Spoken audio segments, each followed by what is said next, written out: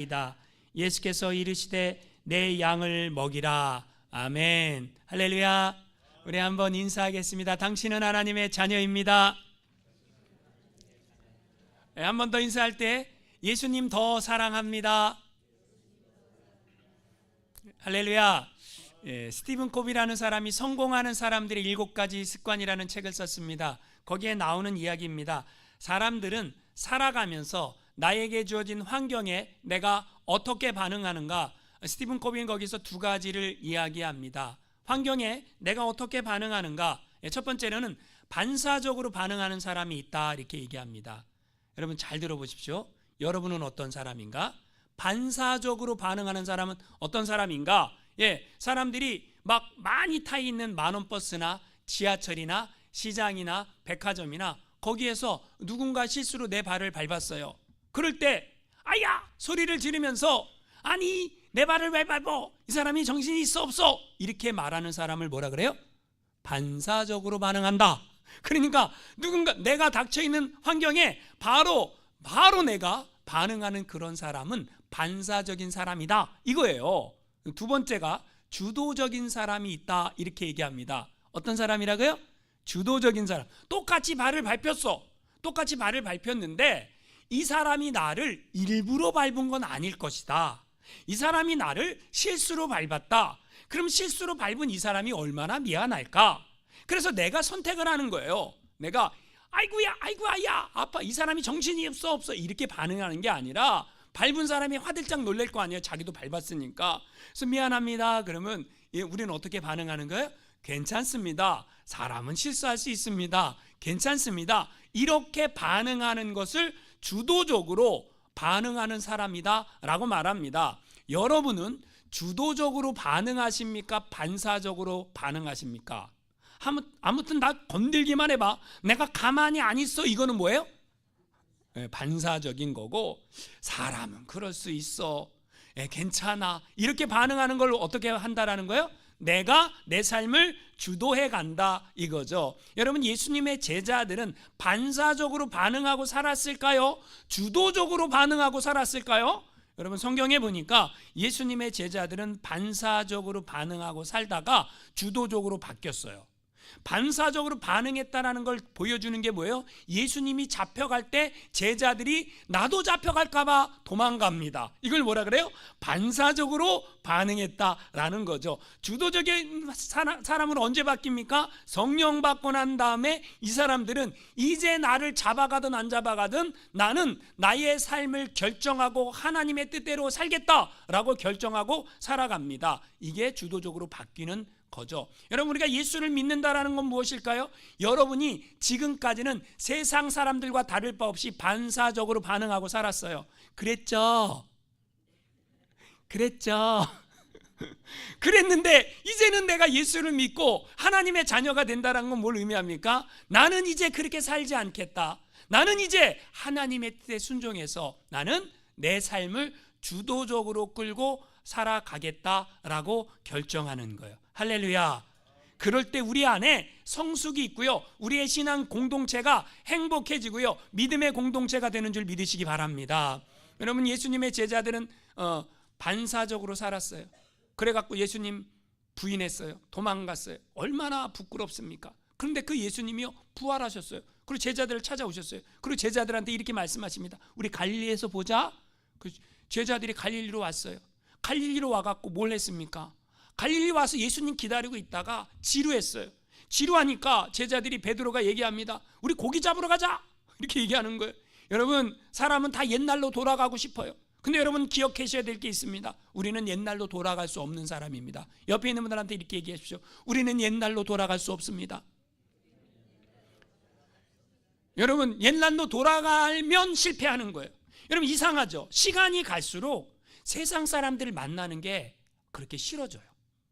세상 사람들을 만나서 밥 먹고 어울리고 대화하고 이게 난 아직도 좋아? 여러분, 거듭난 사람 아니에요. 세상 사람 만나는 게 좀 부담스러워. 내가 전도하려고는 만날 수 있죠. 근데 세상 사람들 만나갖고 그들과 함께 어울리고 그들과 함께 밥 먹고 그게 옛날에는 좋았는데 이제는 안 좋아. 그럼 여러분이 지금 어디로 많이 들어왔다라는 거예요? 하나님 안으로 많이 들어왔다. 할렐루야. 여러분, 제자들이 여러분 고기 잡으러 가자. 그래서 고기 잡으러 따라갔어요. 몇 명이 고기 잡으러 갔다 그랬어요? 7명이 고기 잡으러 갔어요. 고기 잡았습니까? 못 잡았습니까? 못 잡았어요. 왜 못 잡았습니까? 못 잡아야 돼. 세상 옛날로 돌아가면 너희 인생은 꽝이야. 옛날로 돌아가면 너희 인생은 실패야. 이제 다시는 너희는 옛날로 돌아갈 수 있는 사람들이 아니야 라고 하나님이 알려주시는 거죠. 그리고요, 밤새도록 고기를 잡았는데 한 마리도 잡지 못한 그 새벽 아침에 예수님이 제자들을 찾아오십니다. 그리고 이렇게 물어보십니다. 얘들아, 너희에게 고기가 있느냐? 있으면 한 마리 던져봐라. 그러겠죠. 근데 제자들이 예수님의 음성을 듣고 없나이다. 밤새도록 고기를 잡았는데 한 마리도 못 잡은 거예요. 그때 예수님께서 제자들에게 이렇게 말씀하십니다. 그물을 배 오른편에 던져라. 여러분, 예수님의 말씀에 순종해서 제자들이 그물을 배 오른편에 던졌을 때 고기가 잡혔어요. 몇 마리 잡혔을까요? 예, 모나미 153 볼펜을 혹시 아십니까? 옛날 어른들은 다 알죠. 볼펜 똥 나오는 볼펜. 쓰면 볼펜 똥 나오는 볼펜이 모나미 153 볼펜 아닙니까? 그 모나미 153 볼펜은 왜 153일까요? 고기가 몇 마리 잡혔다고요? 153마리 잡혔다. 여러분, 153마리의 고기를 잡았어. 그걸 카운트했겠죠. 카운트를 했으니까 153마리라고 알았지 않겠습니까? 그때 갑자기 예수님의 제자 요한이 딱 깨달아진 게 있었어요. 뭐예요? 마치 데자뷰처럼 옛날에 이런 사건이 한번 있었었는데 언제 있었었지?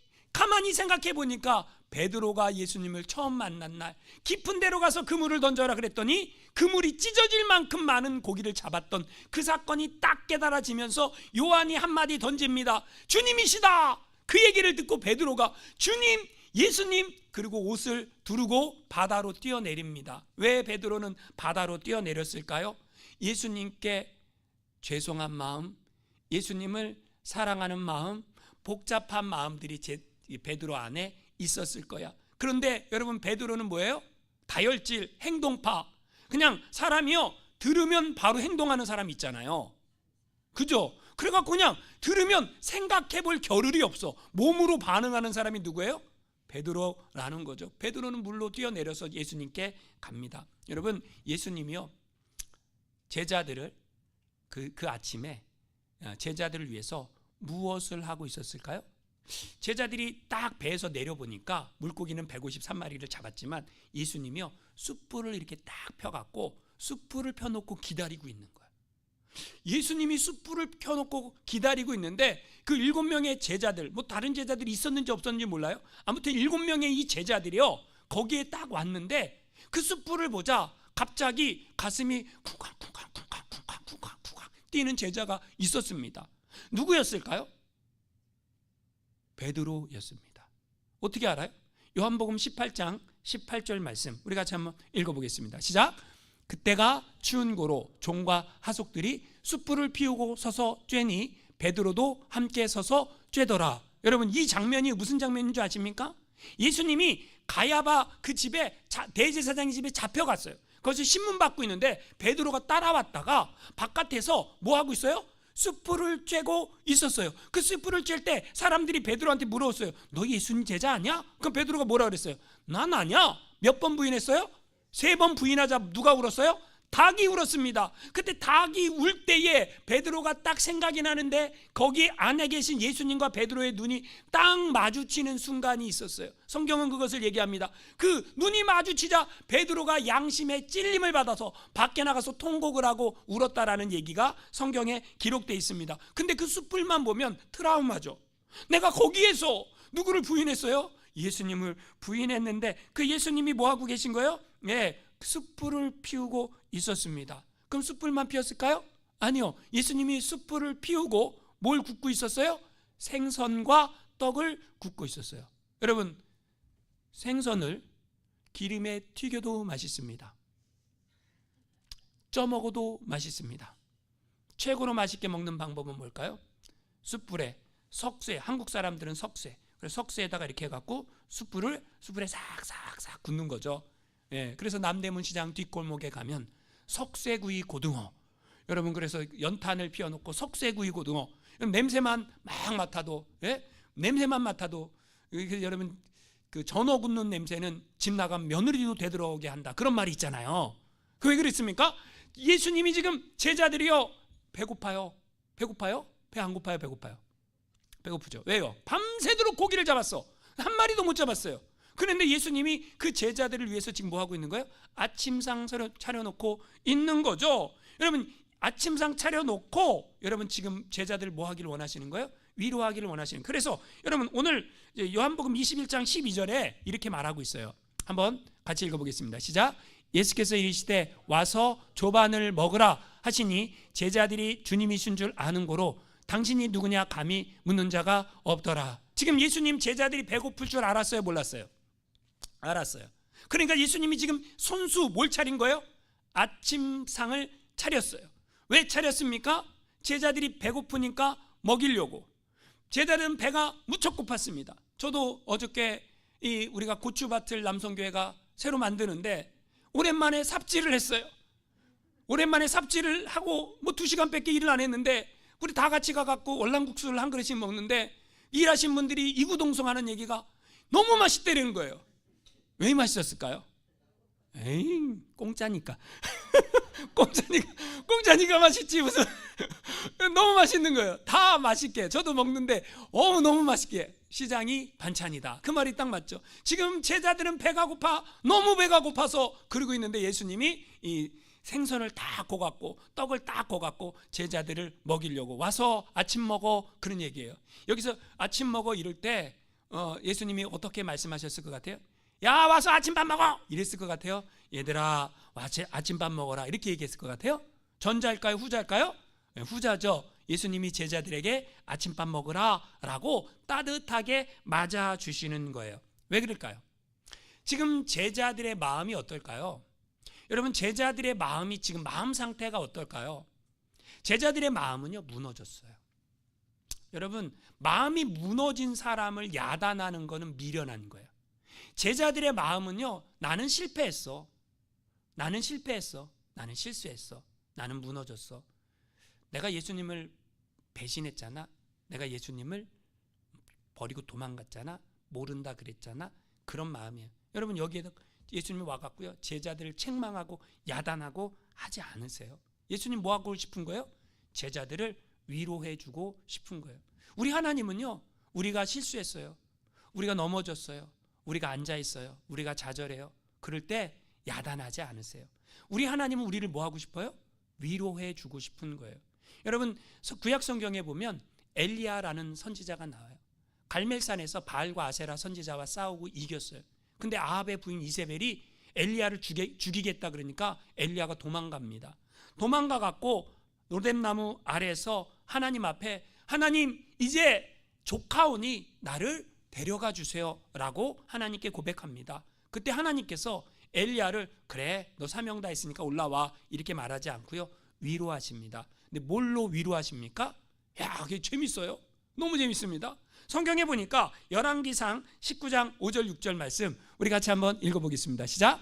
로뎀나무 아래에 누워 자더니 천사가 그를 만지며 그에게 이르되 일어나서 먹으라 하는지라. 본즉 머리맡에 숯불에 구운 떡과 한 병 물이 있더라. 이에 먹고 마시고 다시 누웠더니 여러분 뭐에 구운 떡이 있어요? 숯불에 구운 떡. 여러분 하나님이 우리가 어디에다가 뭘 거먹으면 맛있는 줄 알아요? 몰라요? 와 그래서 우리는 아는 거예요. 숯불에 고기를 구워 먹어도 맛있고 떡을 구워 먹어도 맛있고 생선을 구워 먹어도 맛있고 이건 누가 아는 거예요? 하나님이 다 우리에게 알려주신 거 아니겠습니까? 여러분 놀랍지 않습니까? 천사가 숯불에 떡을 구워갖고 엘리야를 위로합니다. 엘리야가 그걸 먹고 힘을 얻어 40주 40야를 달려 하나님의 산 호렙에 이르렀다라고 성경은 말하고 있습니다. 여러분 하나님은요 우리가 이 세상을 살아갈 때에 좌절하고 실망하고 낙심하고 주저앉고 그렇게 살아가길 원치 않아요. 하나님은 우리가 어떻게 살아가길 원하십니까? 힘을 내서 살아가기를 원하신다라는 거예요. 할렐루야. 하나님 우리가 다시 일어나기를 원하신다라는 거예요. 하나님 우리가 힘을 내 살아가기를 원하신다라는 거예요. 그런데 중요한 게 있습니다. 하나님은요 인간이 어떻게 하면 힘나는 줄 알아요. 여러분 우리는 여기서 하늘의 지혜를 배웁니다. 여러분, 하나님도 좌절한 인간에게 뭐래요? 먹을 걸 먹이십니다. 그럼 여러분, 예수 믿다가 실망하고, 예수 믿다가 좌절하고, 예수 믿다가 낙심하고, 예수 믿다가 불평하고, 예수 믿다가 교회 안 나오는 사람들, 우리가 어떻게 위로하고 어떻게 인도할 수 있을까요? 방법이 무엇입니까? 알려줘도 대답을 안 하는 건 뭘까요? 어떻게 하면 됩니까? 밥 먹이면 돼. 밥 먹이면 돼. 할렐루야. 여러분, 밥 먹이면 그 사람이 위로함을 얻는다라는 거예요. 밥 먹으면 힘이 나는 거예요. 밥 얻어 먹으면 위로함을 얻는다라는 거예요. 누가 신앙생활 하다가 좌절했습니까? 낙심해 있습니까? 의기소침해 있습니까? 주저앉아 있습니까? 여러분, 해야 될 일이 뭐예요? 밥 먹이는 거. 할렐루야. 그러니까 여러분, 어떤 분은 목사가 밥 먹이라니까, 목사님 나는 음식에 달란트가 없어요. 그래서 식당이 있는 거야. 그래서 식당이 있는 건데 그걸 왜 몰라? 할렐루야. 여러분, 여러분이 음식에 달란트가 없어도 괜찮아. 식당이 있어요. 무슨 식당이 좋은 식당인지 몰라요. 저를 찾아오세요. 제가 알려드릴게. 저를 찾아오시면 제가 알려드립니다. 여러분, 그래서 예수님이요, 제자들을 위로하시고 먹이십니다. 여러분, 먹었어요. 아침밥 먹었어요. 아침밥 먹은 다음에 예수님이요, 베드로를 부르십니다. 근데 베드로를 부르는데 심상치 않아요. 왜냐하면 예수님이 이렇게 불러요. 15절 말씀 우리 같이 한번 읽어보겠습니다. 시작. 그들이 조반 먹은 후에 예수께서 시몬 베드로에게 이르시되 요한의 아들 시몬아. 거기까지. 지금 여러분, 예수님이요, 베드로를 불러요. 베드로 부르는데 뭐라고 부릅니까? 요한의 아들 시몬아. 그러니까 베드로의 이름은 뭐라는 거예요? 시몬이에요. 베드로의 아버지의 이름은 뭐예요? 요한이라는 거예요. 요한의 아들 시몬. 여기서 그럼 요한이라니까 예수님의 제자 요한이 베드로의 아버지야, 이렇게 생각하는 사람은 없겠죠? 그 요한과 이 요한은 다른 거예요. 이름이 똑같은 거지. 여러분, 요한의 아들 시몬아, 그죠? 그러니까 지금 그 베드로의 이름은 시몬이에요. 시몬이라는 이름의 뜻은 갈대라는 뜻이에요. 여러분, 한국 노래 중에 여자의 마음은 갈대이더냐, 이런 노래가 있어요. 옛날에 제가 한번 들어봤던 것. 갈대의 특징이 뭐예요? 갈대는요, 왔다리 갔다리 왔다리 갔다리, 이게 갈대예요. 그렇죠? 근데 여러분, 예수님이 왜 베드로를 요한의 아들 시몬아라고 불렀을까요? 원래 여러분, 예수님이 여기에서 지금 베드로를 부를 때 뭐라고 불러야 돼요? 베드로야 불러야죠. 여러분, 베드로가 이름이 바뀌었죠. 원래는 시몬이었어요. 근데 이 시몬을 이름을 누가 바꿔줬어요? 예수님이. 어디서 바꿔줬어요? 마태복음 16장에서. 어디서요? 예수님이 제자들에게 이렇게 질문했어요. 사람들이 나를 누구라 하느냐? 그때 제자들이 이렇게 대답합니다. 어떤 사람은 선지자라, 어떤 사람은 엘리야다, 뭐 이렇게 다 얘기합니다. 그때 예수님이 제자들에게 다시 질문합니다. 그러면 너희는 나를 누구라 하느냐? 이렇게 질문할 때 여러분, 저기 행동이 빠르고 말이 빠른 사람이 있어요? 그죠? 아무도 대답하지 않아요. 괜히 얘기했다가, 가만히 있으면 중간이라도 가는데 괜히 얘기했다가 실수할까봐 그때 베드로가 나서서 한 얘기가 있어요. 그게 마태복음 16장 16절이죠. 여러분, 다 외우시는 말씀이죠. 우리 한마음교회 성도님 수준이라면 이런 말씀은 마음판에 새기고 항상 언제 어디서나 저절로 입만 열기만 하면 나오는 그런 말씀. 할렐루야. 마태복음 16장 16절 뭘까요? 시작. 할렐루야. 야, 대단하십니다. 주는 그리스도시요 살아계신 하나님의 아들이십니다. 이게 뭐예요? 신앙 고백이에요. 이게 신앙 고백이에요. 누구를 향한? 예수님을 향한. 예수님은 그리스도시고 예수님은 살아계신 하나님의 아들입니다 라는 신앙 고백이에요. 여러분, 우리의 신앙의 고백이 있어야 돼. 여러분은 예수님을 뭐라고 고백하십니까? 그때 예수님이 그 고백을 받아갖고 너무 기뻤어요. 할렐루야. 예수님이 너무 기뻐갖고 베드로한테 뭐라고 얘기했습니까? 이제 너의 이름은 게바라 하리라. 게바가 뭐예요? 반석이 뭐예요? 베드로. 게바, 반석, 베드로 다 같은 뜻이에요. 그러면 여러분, 예수님이 지금 베드로한테 베드로야 이렇게 말해야 되는데 지금 뭐라 그런 거예요? 요한의 아들 시몬아 라고 부르십니다. 그런데 여러분, 여기에 그러면 뭐가 담겨져 있는 거예요?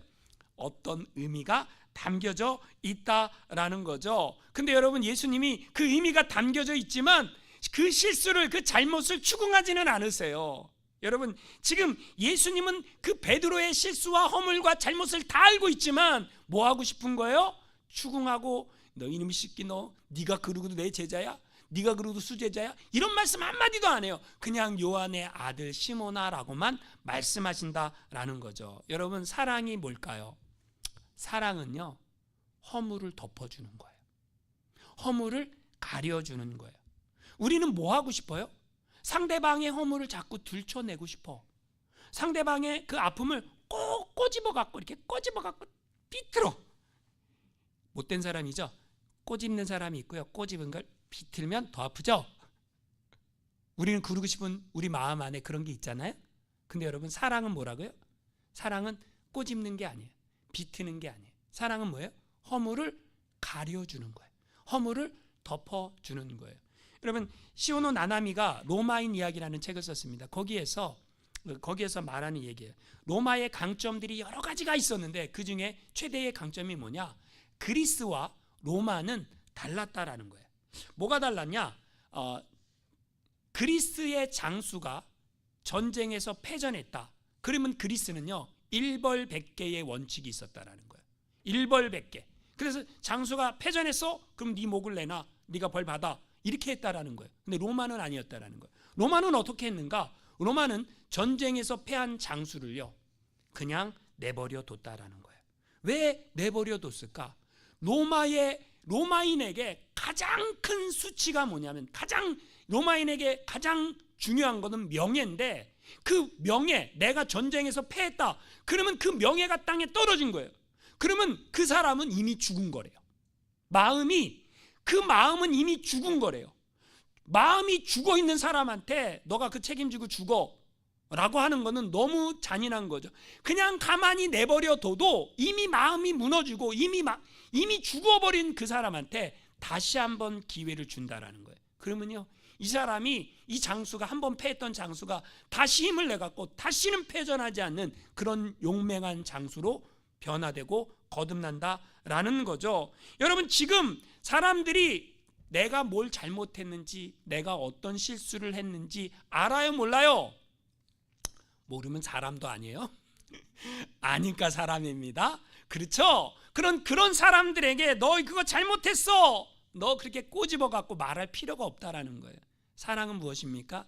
허물을 덮어주는 거예요. 사랑은 무엇입니까? 그 사람을 용서하고 이해하는 것입니다. 그런데 여러분, 예수님이요, 베드로에게 추궁하지 않아요. 나무라지 않아요. 야단하지 않아요. 근데 한 가지는 확인합니다. 그게 이거예요. 빨간 글씨. 거기서부터 읽어보겠습니다. 시작. 네가 이 사람들보다 나를 더 사랑하느냐? 여러분, 지금 예수님이요, 질문을 하십니다. 네가 이 사람들보다 나를 더 사랑하느냐? 여기서 말하는 이 사람들은 누구일까요? 이 사람들은 누구냐면, 너의 가족보다, 너의 자식보다, 너의 친구보다 나를 더 사랑하느냐? 여러분, 이게 굉장히 중요한 질문입니다. 왜요? 우선순위가 돼야 돼요. 예수님이, 하나님이 나의 우선순위가 되지 않으면 아무것도 아닙니다. 우리의 신앙은. 여러분, 지금 여기에서 네가 이 사람들보다 라고 말할 때 또 다른 의미가 있어요. 옆에 있는 안드레도 있고 야고보도 있고 요한도 있고 나다넬도 있고 다른 제자들도 있는데, 이 다른 제자들보다 너가 나를 사랑하느냐, 이 의미예요. 그럼 굉장히 중요한 거죠. 왜 중요합니까? 우리가 신앙생활 한다라는 게 뭐냐? 나하고 하나님과 1대1의 관계예요.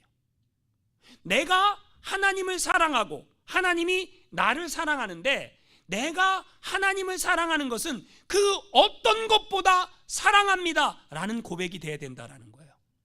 여러분, 여기에서 네가 이 사람들보다, 여기에 또 다른 의미가 있어요. 그건 뭐냐면 이것들보다라는 거예요. 이것들보다. 이것들은 뭐예요?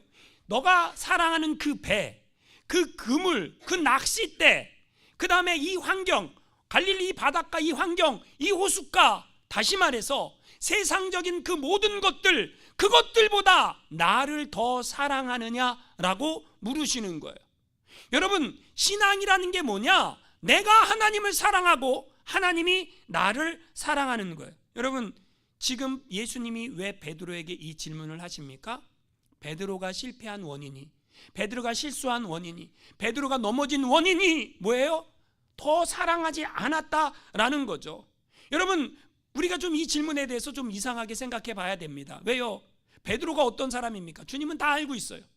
주님은 베드로가 어떤 사람이 될지 알고 있어요. 베드로가 어떤 사람이 됩니까? 앞으로 어떤 사람이 돼요?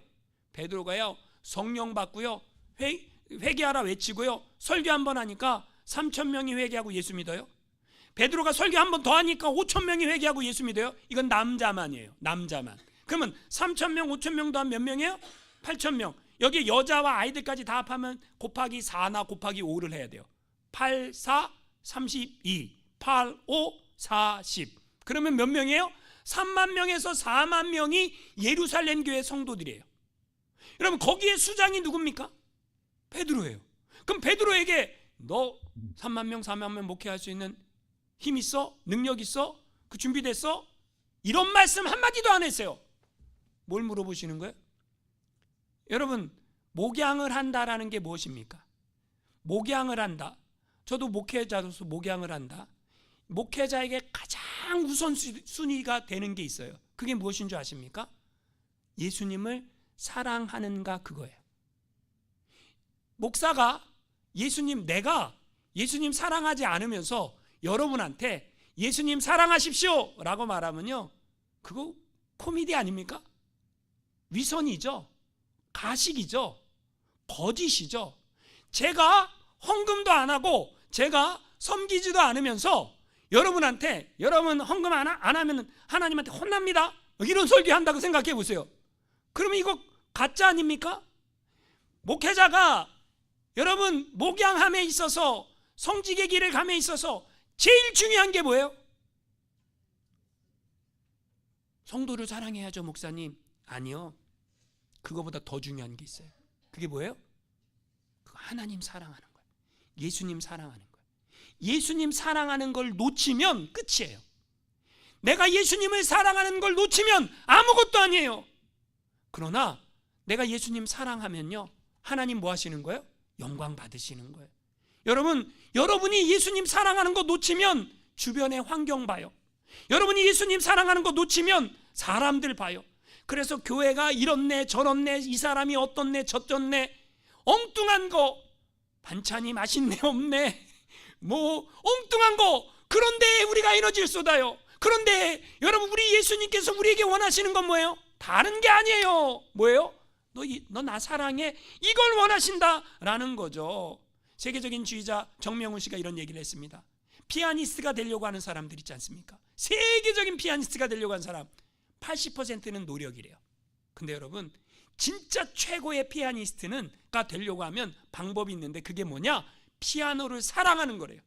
피아노를 사랑하면 세계적인 피아니스트가 된다라는 거예요. 그럼 100%의 실력이 나온다라는 거예요. 여러분, 우리가 하나님을 사랑합니다. 근데 우리 주님께서 우리에게 원하신 건 80%가 아니에요. 어떻게 사랑하면 됩니까? 100%. 주님이 나의 전부이십니다. 주님이 나의 전부이십니다. 내가 주님을 사랑합니다. 할렐루야. 이걸 원한다라는 거죠. 여러분, 지금 예수님이 요한의 아들 시몬아, 네가 이 사람들보다 나를 더 사랑하냐고 질문을 하시잖아요. 이 질문에 깔려 있는 게 있습니다. 뭐가 전제되지 않으면 이 질문이 나올 수 없는 게 있어요. 그 전제가 뭘까요? 여러분, 예수님이 요한의 아들 시몬아, 네가 나를 사랑하느냐? 이 사람들보다 나를 더 사랑하느냐라고 질문할 때 여기에서 예수님이 깔아놓고 있는 전제가 있다라는 거예요. 그게 뭔지 아십니까? 그것은 내가 너를 죽기까지 사랑해, 이게 깔려 있는 거예요. 우리 주님이 우리한테 질문을 할 때 우리를 얼만큼 사랑하는가, 그 예수님이 나를 얼만큼 사랑하는가. 아유, 예수님은 저기 김 집사님만 사랑해, 박 집사님만 사랑해. 그건 여러분이 몰라서 하는 얘기예요. 그건 여러분이 그 예수님을 몰라서 하는 얘기. 그 예수님이 나를 얼만큼 사랑하는가? 십자가에서 죽을 만큼 사랑하세요. 할렐루야. 여러분, 그러니까 예수님이 베드로를 사랑하니까 이 질문을 하죠. 만약에 예수님이 베드로를 사랑하지 않는다면 이 질문할 필요가 없는 거예요. 베드로를 죽기까지 사랑하니까 이 질문을 하는 거예요. 만약에 여러분 한 번도 만나보지 않았던 사람이, 어떤 사람이 나한테 와갖고 사랑해 그러면 여러분 뭐라고 반응하겠어요? 미쳤나?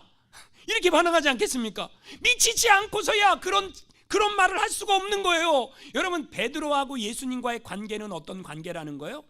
사랑하는 관계라는 거죠. 여러분, 지금 여러분 왜 그러면 이 질문을 하십니까? 이미 예수님은 베드로를 사랑해요. 이미 베드로를 용서했어요. 이미 베드로를 뭐 하고 싶어요? 세워주고 싶은 거예요. 그럼 여러분, 베드로에게 왜 이 질문을 하십니까? 이 질문을 해야 돼요.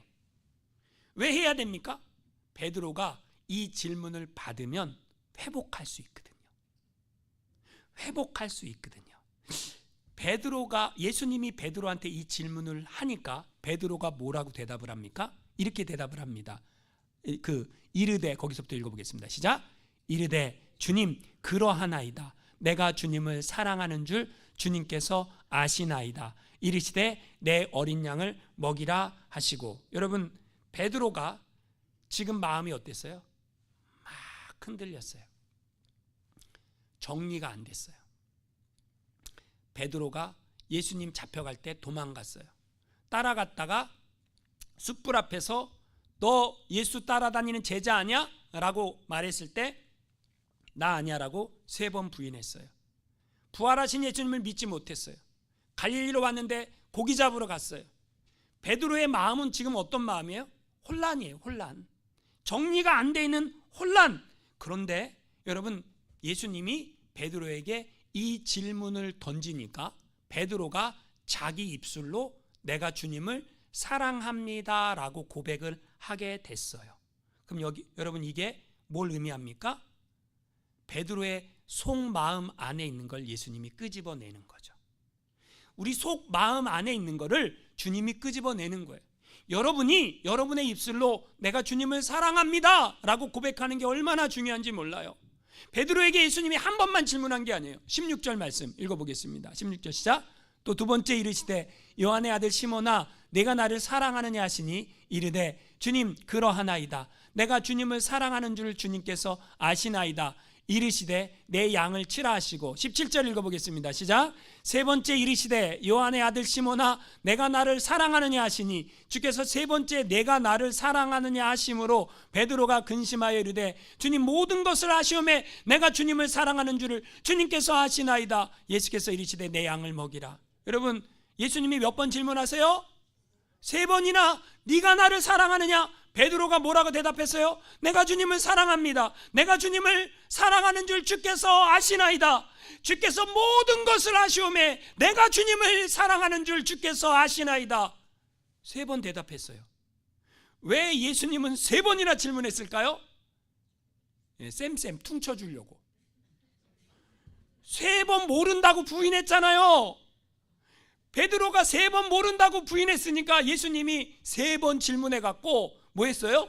3번 사랑한다라고 고백했잖아요. 이제 뭐 한다라는 거예요? 퉁이다 이제.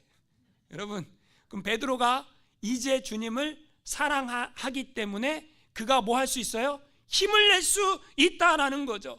다시 일어설 수 있다라는 거죠. 1948년 루마니아 공산당에 의해서 비밀경찰에 의해서 리차드 범브란트 목사님이 잡혀갖고 투옥이 됐습니다. 한 20년 가까이 옥에 살면서 막 마약도 먹이고 고문도 하고 막 이 리차드 범브란트 목사님을 못 살게 굴었는데, 이 목사님 이야기예요. 이 목사님이 감옥에 갇혀 있는지 수년이 지났습니다. 수년 동안 너무 힘든 생활을 보내고 있는데 한 번은 감옥에서 방송이 나오는 거예요. 가족 면회를 허락할 테니까 집에다가 엽서를 써라. 그래서 모든 죄수들이 다 집에다가 엽서를 써서 보냈습니다.